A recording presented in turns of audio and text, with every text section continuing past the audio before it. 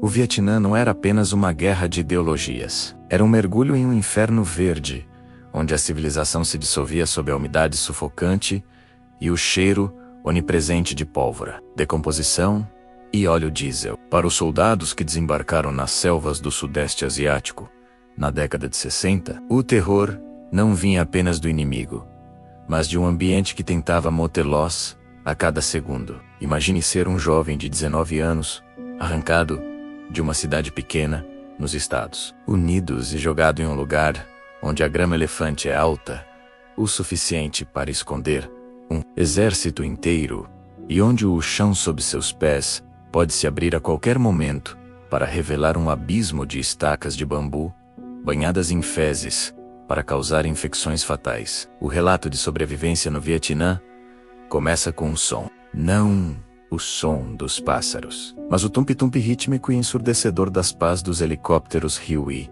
que eram a única linha direta entre a vida e a morte. Relatos reais de veteranos descrevem a zona de pouso quente, onde o soldado pulava no pântano enquanto o metal do helicóptero era martelado por balas traçantes, que cruzavam o ar como faíscas de um incêndio fora de controle. Uma vez no solo, a guerra se tornava invisível. O Vietcong não lutava como um exército convencional. Eles eram fantasmas. Eles construíram uma rede de túneis subterrâneos que se estendia por centenas de quilômetros. Cidades inteiras debaixo da terra, onde planejavam ataques e desapareciam em segundos. Sobreviventes relatam um horror dos ratos de túnel soldados americanos, cuja função era descer nesses buracos estreitos armados apenas com uma lanterna e uma pistola, sabendo que a cada curva poderiam encontrar uma face inimiga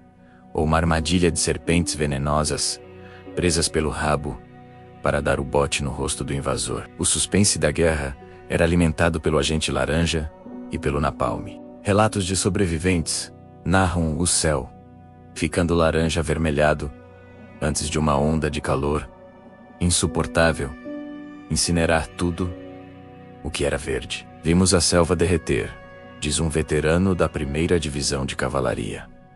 O napalm não apenas queimava a pele, ele consumia o oxigênio ao redor, fazendo com que aqueles que não morriam pelas chamas morressem sufocados em um vácuo de fumaça negra. Mas o terror psicológico era ainda mais profundo. Durante a noite, nas bases de fogo, isoladas, o silêncio era interrompido pelo som de música fúnebre, tocada por alto-falantes ocultos na floresta pelo inimigo, uma guerra psicológica projetada para convencer o soldado de que ele nunca voltaria para casa, de que seu corpo apodreceria naquelas montanhas, e ninguém saberia onde ele caiu. Um dos casos reais, mais aterrorizantes, de sobrevivência, ocorreu durante o cerco de Khe Sanh. Em 1968, por 77 dias, milhares de fuzileiros navais ficaram presos sob um bombardeio constante de artilharia. O solo tremia tanto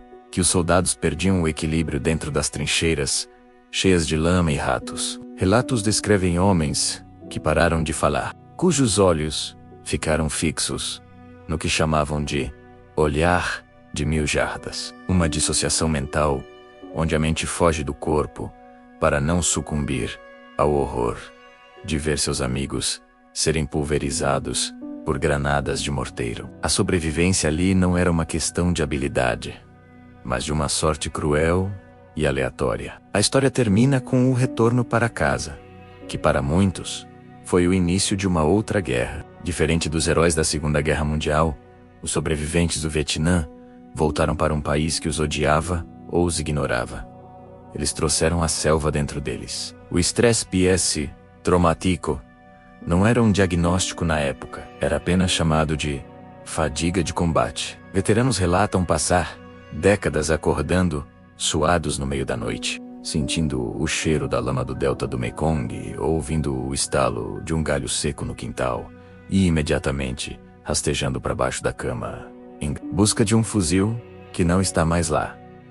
A Guerra do Vietnã foi um moedor de carne que consumiu uma geração e deixou cicatrizes permanentes na psique do mundo. Quem sobreviveu não saiu apenas vivo. Saiu transformado em uma testemunha do que acontece quando o homem é despido de sua humanidade e forçado a se tornar um animal em uma floresta que nunca quis conhecê-lo. O documentário de um sobrevivente do Vietnã é uma descida ao coração das trevas. Um lembrete de que, naquela guerra, a sobrevivência era o maior fardo que um homem poderia carregar.